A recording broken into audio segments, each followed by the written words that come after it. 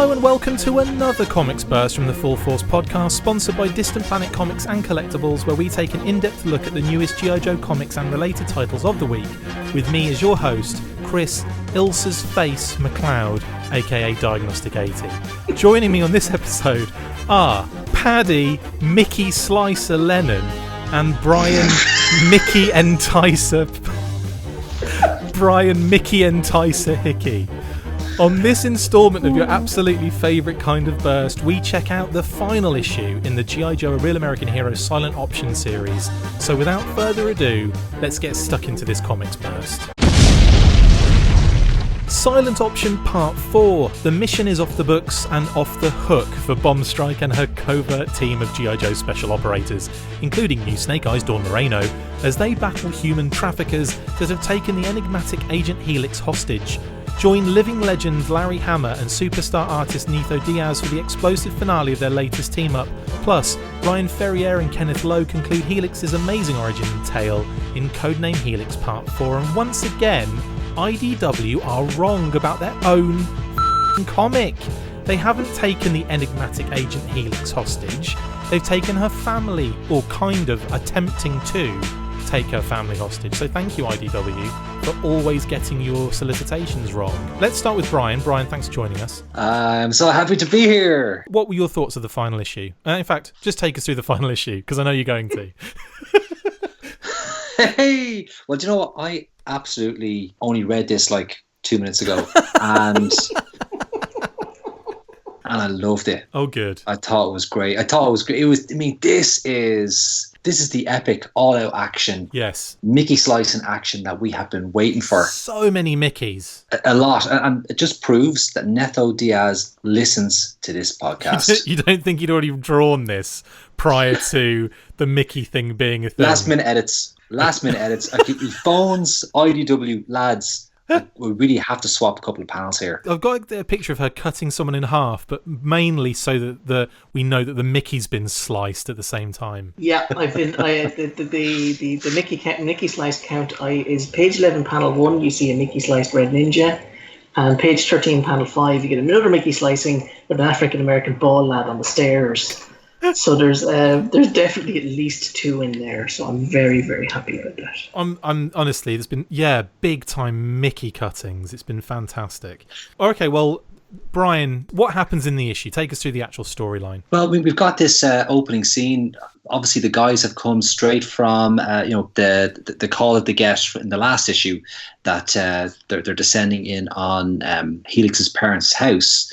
So it cuts to the Helix, Dawn Moreno and Bombstrike in essentially a garbage truck, a military garbage truck. Brilliant. Steamrolling their way through traffic to get to Helix's house. And of course, they get an alert from G.I. Joe HQ or from Duke that they've got the house under surveillance, under infrared surveillance. And they can see that it's helpful. There's a lot of red dots all over the place. Clearly the bad guys, and they can see 2 red dots clustered in a corner, which Helix tells us is her parents and that they are safe for now. They've kind of jumped into a panic room while Ilsa, Firefly, the Red Ninjas, and a bunch of other thugs try and get in there. I had a small problem with that first page, which is that there's something completely unbelievable on that first panel, which is the fact that the traffic is moving on the New Jersey Turnpike. I mean, I've been on that thing, and that's not the case. That is complete science fiction. I thought Larry Hama was all about military realism, and yet he has free-flowing traffic on the New Jersey Turnpike.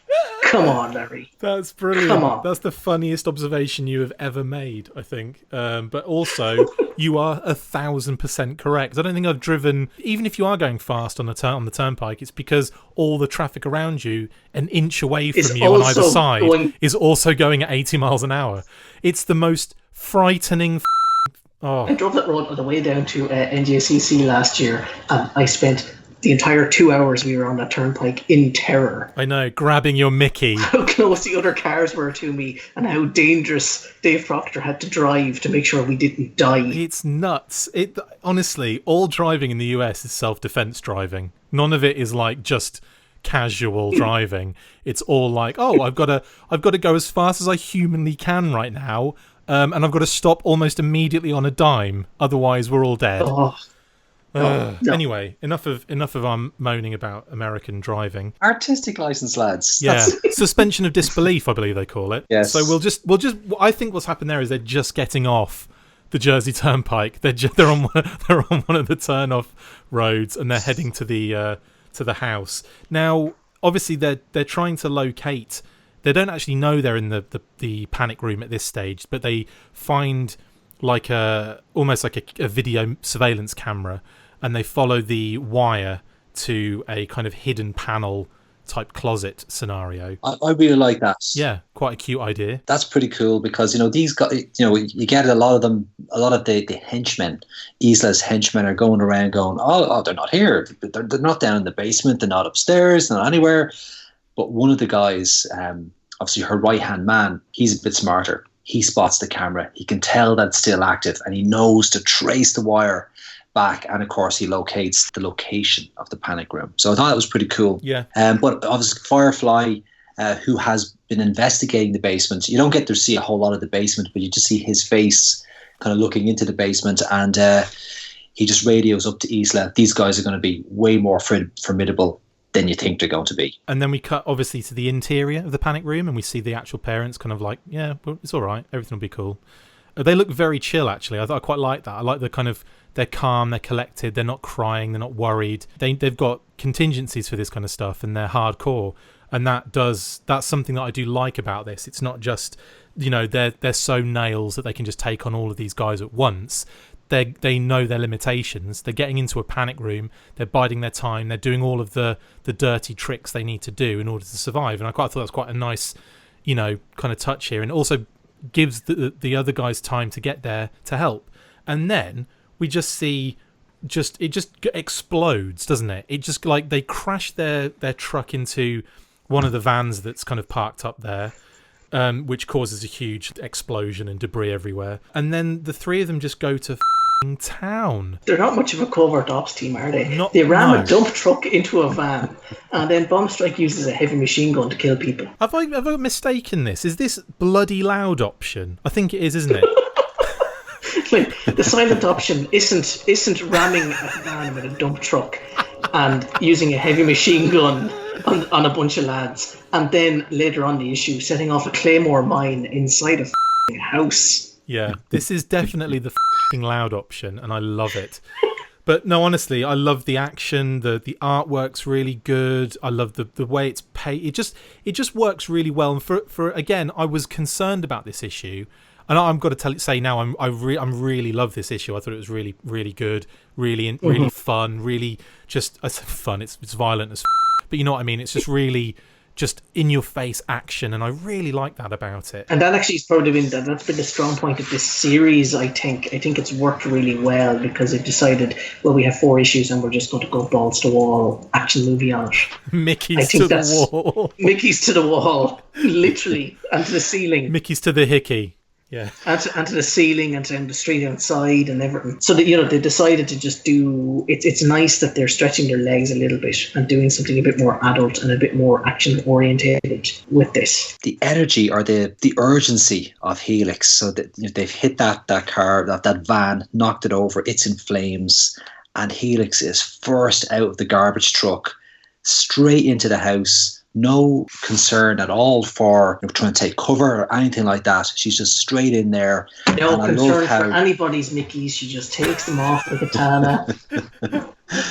and I love how Dawn and Bombstrike give her a cover as she just blasts through that front door and starts taking bad guys down left, right and centre. Yeah, it's almost like you think Helix would be more careful as the person that she is, or she would be more exact with her manoeuvre. But at the same time, I think she just knows, she trusts the fact that Dawn Moreno has got skills. Yeah, I've got skills. What are you going to do about it?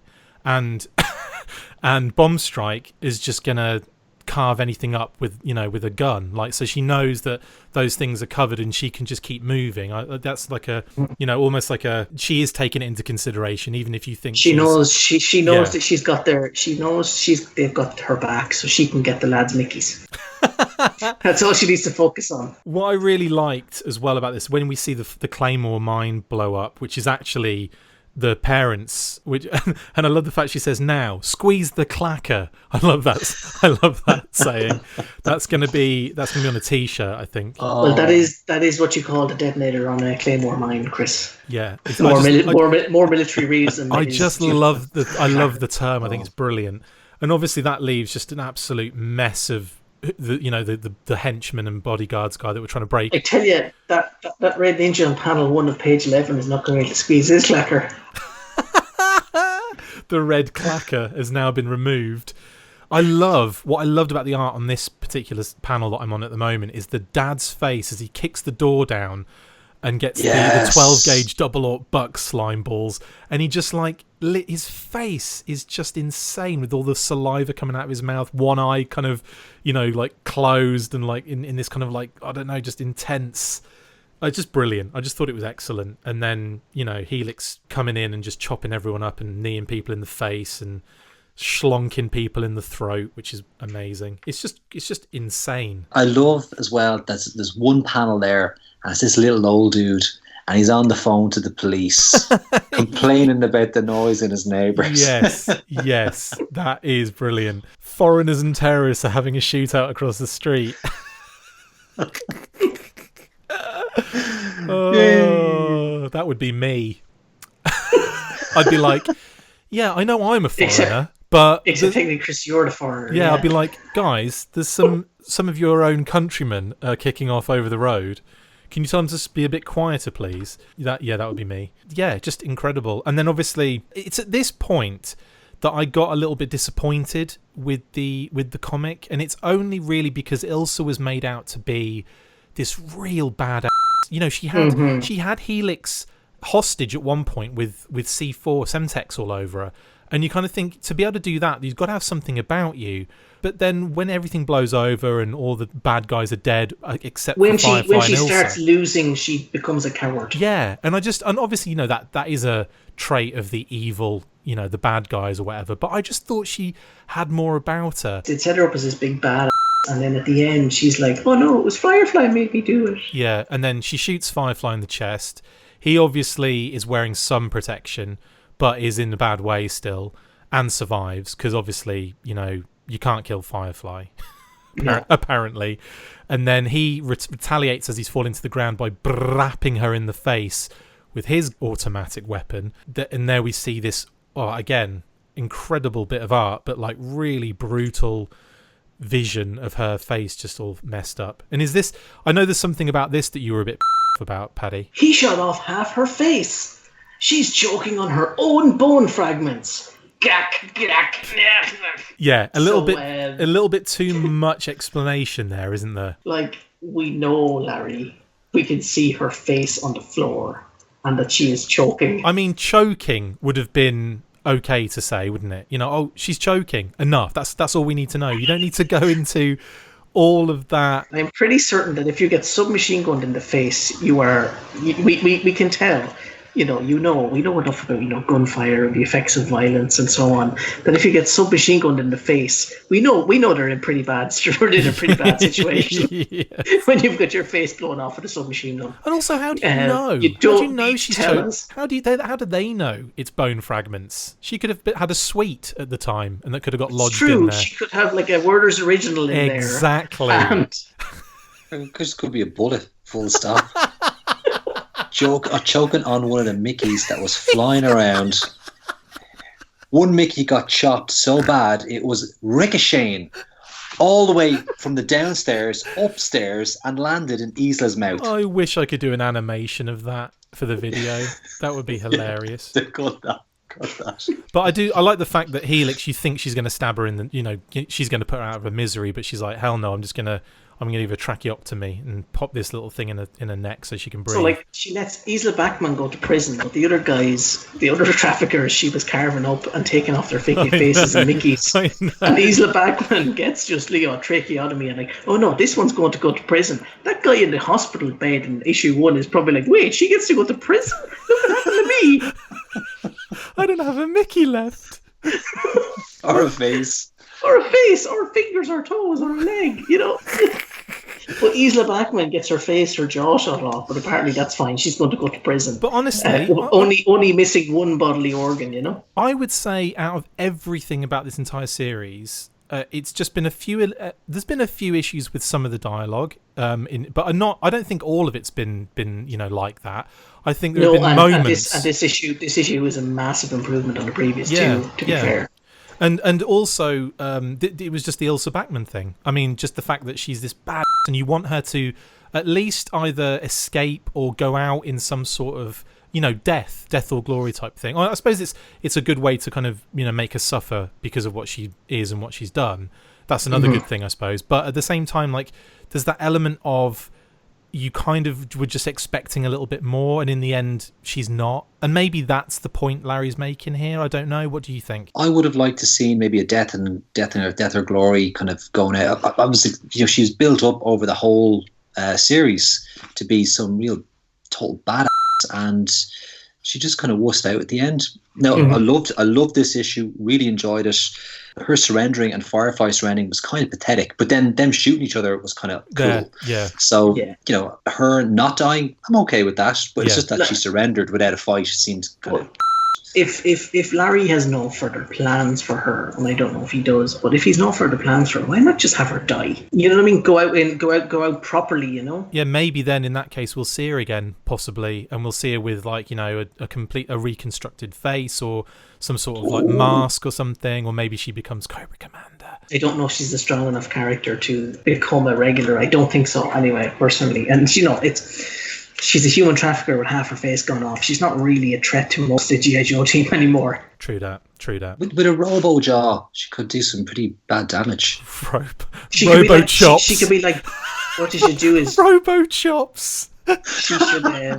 She should become like Jaws from the Roger Moore movies. Or Trapjaw from Masters of the Universe. Is this possibly Larry setting up a Masters of the Universe crossover with her as Trapjaw? Let's do it. Make it happen, Larry. Skeletron and Skeletor. Lots of people complaining online about the fact that they've turned Trapjaw into a woman now, though. It's the only problem. Oh, that's a good point. Yeah. We'll get loads of that. Thanks, guys. Thanks to all those people commenting on the last video on YouTube, guys. Well, anyway, we finish off this story with, obviously the cops coming around to see what the hell was going on. And SWAT come in, and they've all these dead bodies everywhere, and just this couple are left. Like, this nice little... married couple are left behind, and they're basically trying to explain what happened. Explain how they killed 20 guys. And end up with these two, like, injured but not dead hostages. It's like, what and how they set off a Claymore mine in their own toilet. I do that every single day. I imagine, I don't know much about New Jersey, but I doubt that lots of people in New Jersey have Claymore mines installed in their walk-in wardrobes, right? Well, I don't think they're common enough. Well, actually, this is New Jersey. This is New Jersey, mate. Maybe Newark. No disrespect to anyone in Newark, but you might have Claymore mines laying around. I'm just saying. Yeah. Okay. Well, we get to the end of the issue, and Dawn, Helix, and Bombstrike are hiding in the panic room just to kind of like hide away, and Dawn's like, you have the coolest mom in the whole world, Helix, and she's like, Dad is no slouch either. I love that. I think that's really cute.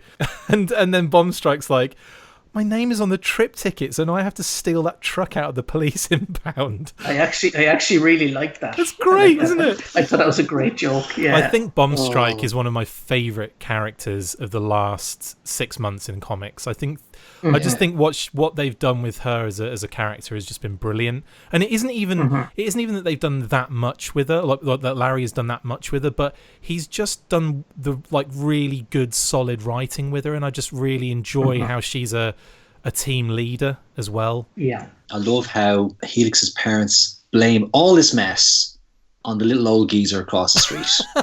Yeah. He's going to go to Guantanamo Bay now for the rest of his life. He's going to get the absolute crap kicked out of him. It's poor guy. Yeah, I've gone off the parents now. I don't like them. I'm just kidding.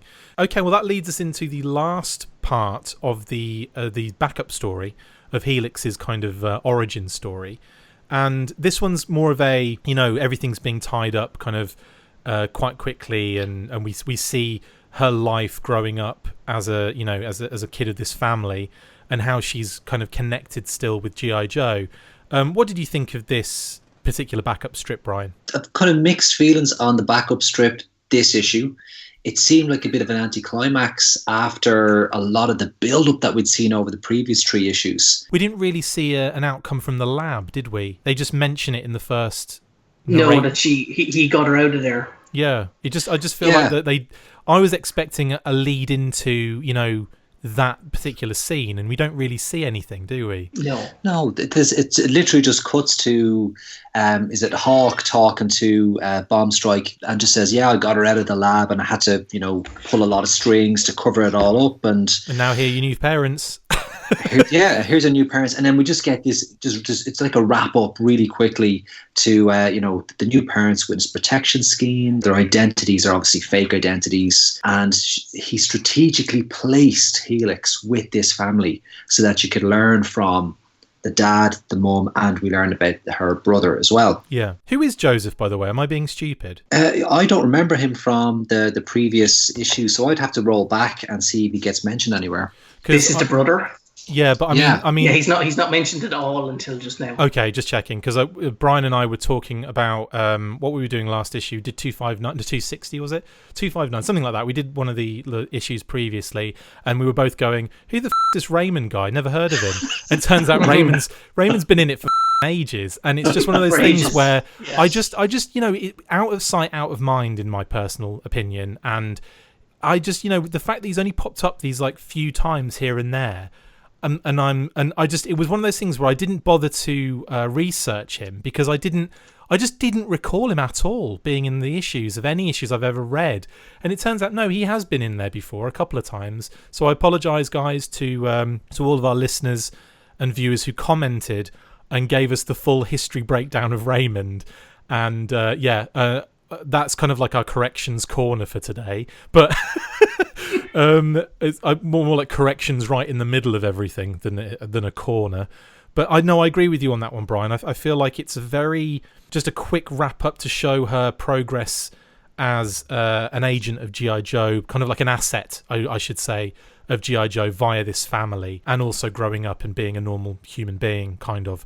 But then also we get that end piece, which is a nice kind of, and again, builds up Bombstrike as again. We get more Bombstrike, which I'm always happy to see. And her kind of saying, well, don't tell me about all this now you've lumped me into it. Now I have to be responsible for this Party information. To your criminal activity. Exactly. I actually love that because then flash forward to our story that happens then from issue number 1. Yeah. Bombstrike is all over. She is 100% into this particular mission that Hawk has given her because she doesn't want to go to prison now, right? And but it also proves that Hawk trusts her. Yes, and it kind of proves how bad Hawk is as well. But guys, what you see in that fight sequence in this issue when they're rescuing Helix's parents, there's almost like this bonding is happening between Bombstrike, Helix, and Don Moreno. Yeah. And you see it particularly when Helix she's leading the charge, and just as she gets kind of captured by 2 red ninjas, like wrapped up in chains,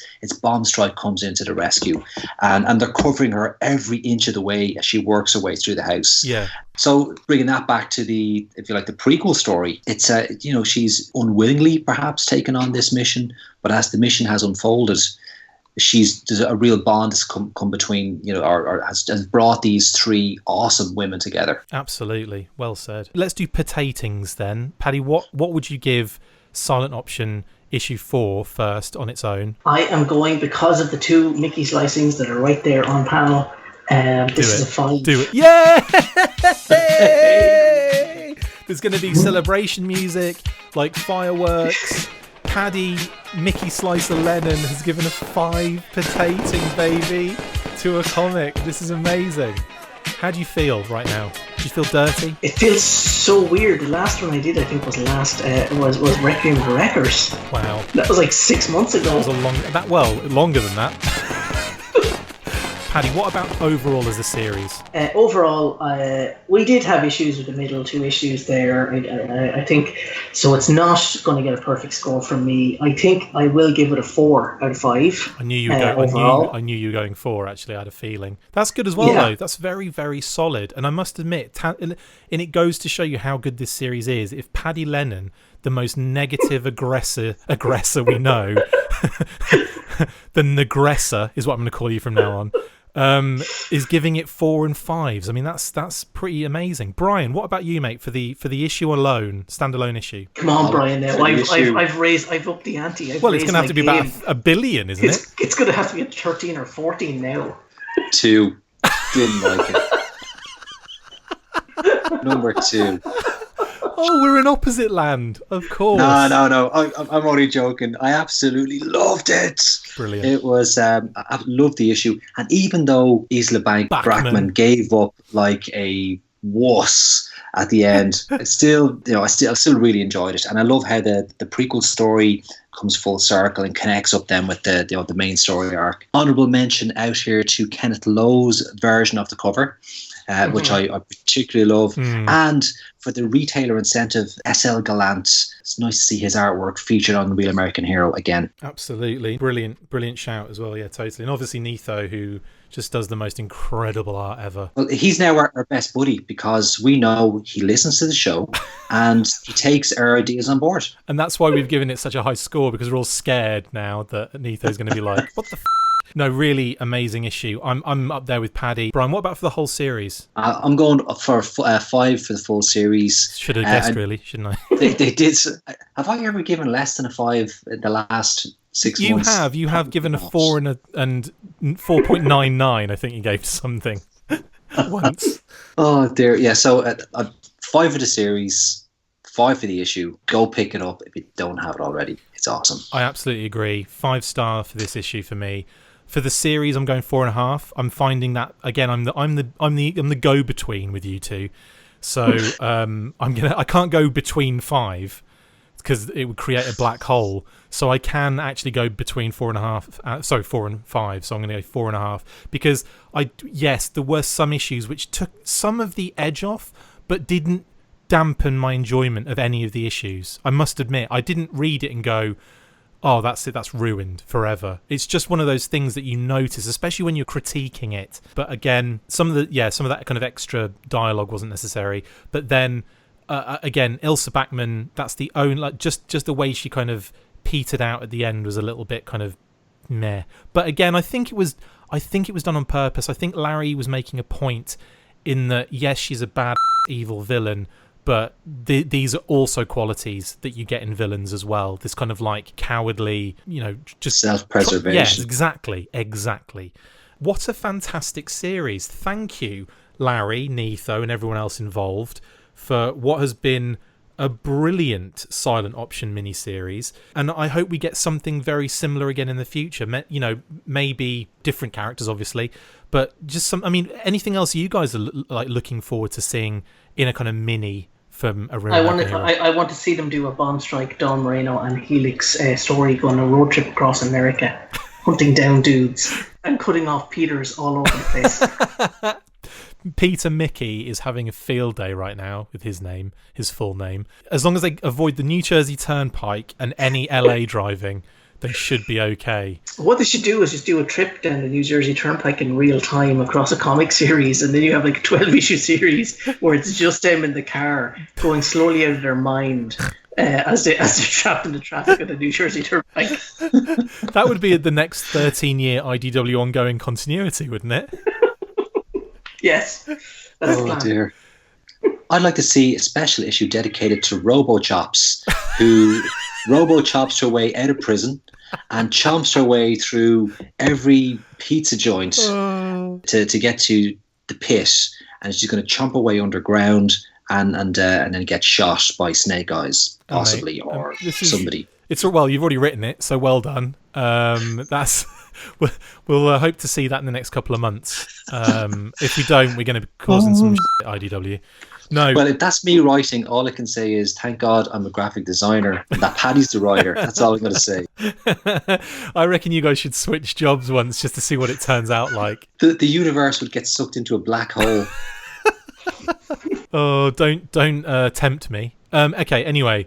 So, guys, thank you for jumping on and chatting Silent Option. It's been an absolute blast. Thank you for having us. No, I loved it. Absolutely loved it. And obviously, we'll be on. We've got more Transformers to come, haven't we, Paddy? And and Brian, we're going to have quite a bit of G.I. Joe, stuff to go through. And in fact, we've even got an IDW female kind of nod, haven't we, coming up soon? I wonder if we'll probably have to look at that in some way, shape or form as well, just to see what kind of stories they utilise for G.I. Joe in there, because Dawn Moreno looks like she's going to be featured in that. Yes, I've got that on pre-order with the guys in Dublin City Comics, and obviously Sierra Muerte, which I read the first issue. So that is, we'll be covering that. As soon as we get all of the Sierra Muerte issues together, we'll be doing that in one go, just so the listeners are wondering, why aren't you doing Sierra Muerte? It's because we're doing it in one big fell swoop. So, yes, we'll get to that. Yeah, we thought dedicating 3 issues to that pile of shit would be too much. Oh, Paddy. And spoiler alert. And Negatron is back in the room.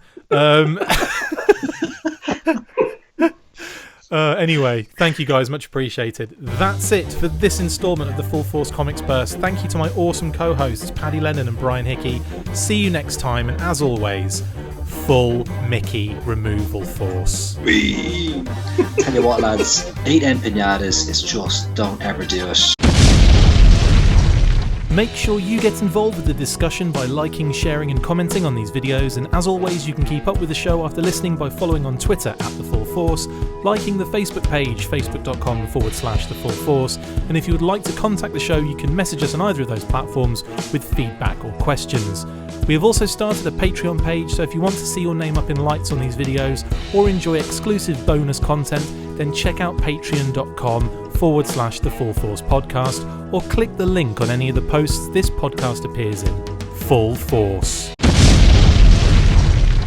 And a big shout out to our sponsors, Distant Planet Comics and Collectibles, located at 601 Business Loop 70 West Suite 263, located in the Parkade Center, Columbia, Missouri. You can visit their website at distantplanetcomics.com and on Facebook at facebook.com/distantplanetcomics.